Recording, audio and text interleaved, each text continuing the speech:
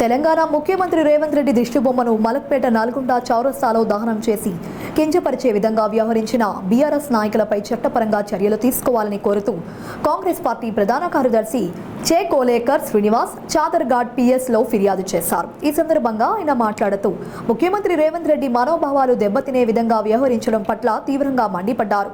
రేవంత్ రెడ్డిని కించపరిచే విధంగా వ్యవహరించిన బీఆర్ఎస్ నాయకులపై కేసులు నమోదు చేసి చట్టపరంగా కఠిన చర్యలు తీసుకోవాలని డిమాండ్ చేశారు. ఈ కార్యక్రమంలో కాంగ్రెస్ నేతలు తదితరులు పాల్గొన్నారు.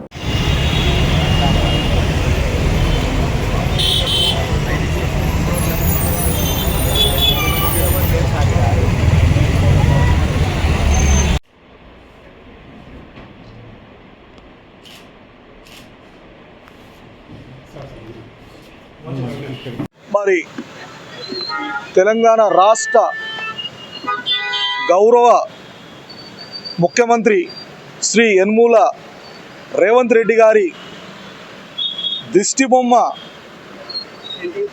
నిన్న దహనం చేసి మరియు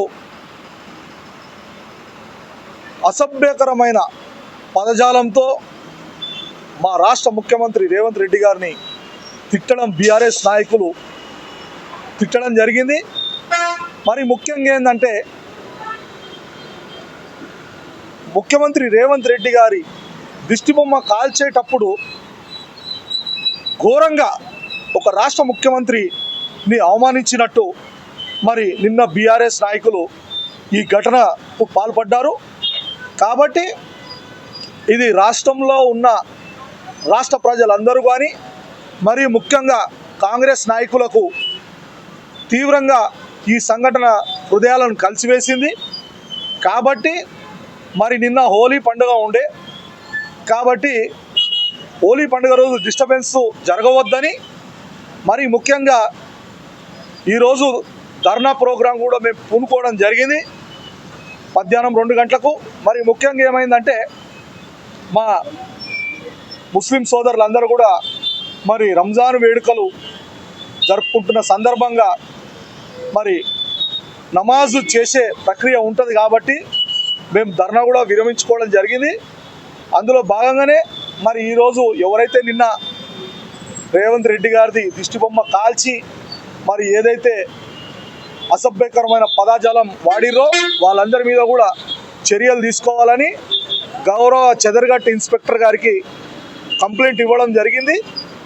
మరి అందులో భాగంగానే మరి చాదర్ఘాట్ ఇన్స్పెక్టర్ గారు మరియు ఎస్ఐలు అందరూ కూడా ఎవరైతే ఆ ఘటనకు పాల్పడ్డారో వాళ్ళ మీద కేసు బుక్ చేసి దాదాపు 6 సెక్షన్లు నమోదు చేయడం జరిగింది. వాళ్ళని అరెస్ట్ చేయడం కూడా జరిగింది. కాబట్టి వారి మీద చట్టపరంగా ఏదైతే చర్యలు ఉంటాయో అవన్నీ కూడా కఠినమైన చర్యలు తీసుకోవాలని, లేని సందర్భంలో కాంగ్రెస్ పార్టీ నాయకులు మరియు తెలంగాణ రాష్ట్ర ప్రజలు కూడా పెద్ద ఎత్తున ఉద్యమం చేయాల్సి వస్తుందని ఈ సందర్భంగా మేము తెలియజేస్తున్నాం. మేము ముఖ్యంగా పోలీస్ డిపార్ట్మెంట్ని డిమాండ్ చేస్తున్నాం ఏంటంటే నిన్న జరిగిన సంఘటనకు అందులో పోలీసులు కూడా బాధ్యత వహించాలి.